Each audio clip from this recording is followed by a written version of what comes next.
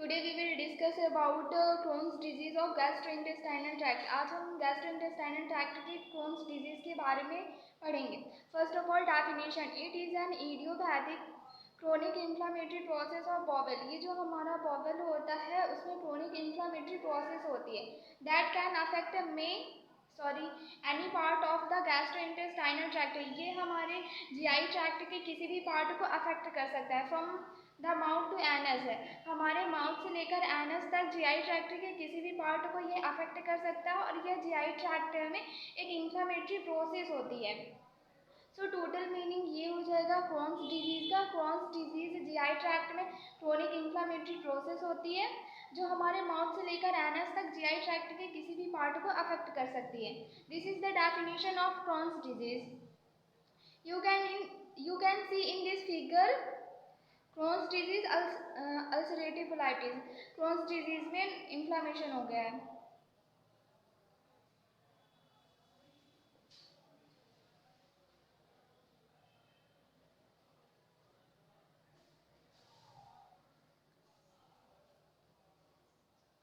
Now we will discuss about causes of Crohn's disease.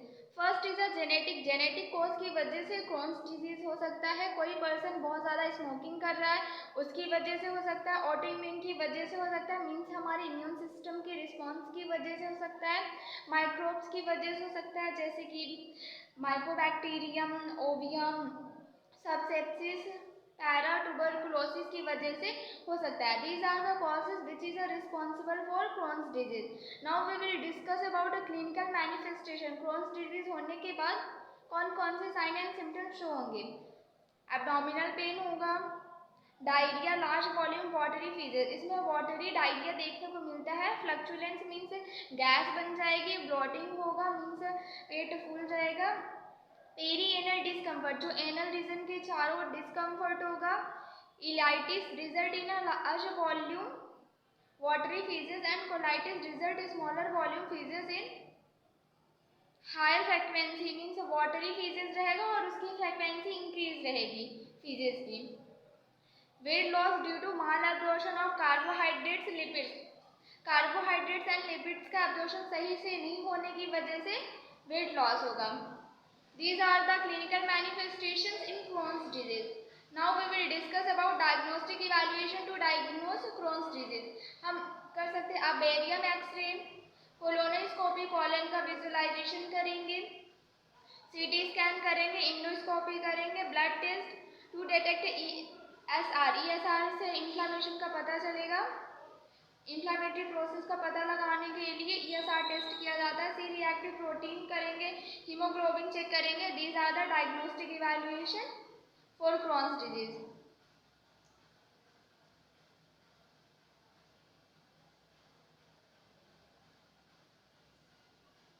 Now we will discuss about management. First is a medical management. Medical management में patient को antibiotics देंगे अगर bacterial infection हुआ है तो। For example सिट्रोफ्लैक्सेसिन देंगे, metronidazole, corticosteroid देंगे inflammation को कम करने के लिए, जैसे कि प्रेडनिसिलोन, मिथाइल प्रेडनिसिलोन। इम्यूनोमॉड्यूलर एजेंट, अगर ऑटो इम्यून की वजह से हो रहा है तो इम्यून रिस्पॉन्स को मॉडिफाई करने के लिए, जो इम्यून रिएक्शंस होती हैं उनको चेंज करने के लिए मॉड्यूलेटर्स एजेंट हम देंगे, जैसे कि एजिथ्रोमाइसिन, मेथोट्राइएक्सेट हम पेशेंट को देंगे। These are the medical management. Now dietary management. Drink lot of fluids to keep body hydrated and prevent constipation. Patient को कहना है ज़्यादा से ज़्यादा पानी ले जिससे कॉन्स्टिपेशन ना हो।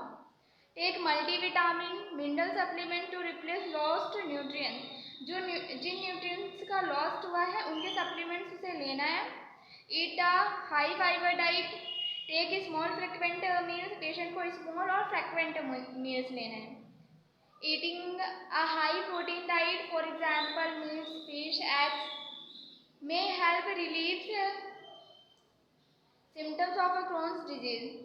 Avoid to take caffeine, alcohol, नहीं लेना है। Avoid gas producing food, जो फूड गैस प्रोड्यूस करते हैं उनको नहीं लेना है, जैसे कि ब्रोकोली हो गया, ब्रोकली हो गया, cabbage, cauliflower, dried peas, onion, carbonated drinks ये हमें नहीं लेना, इनकी वजह से गैस होती है, गैस बनती है। Reduced fat intake, a part of intestine has been surgically remove.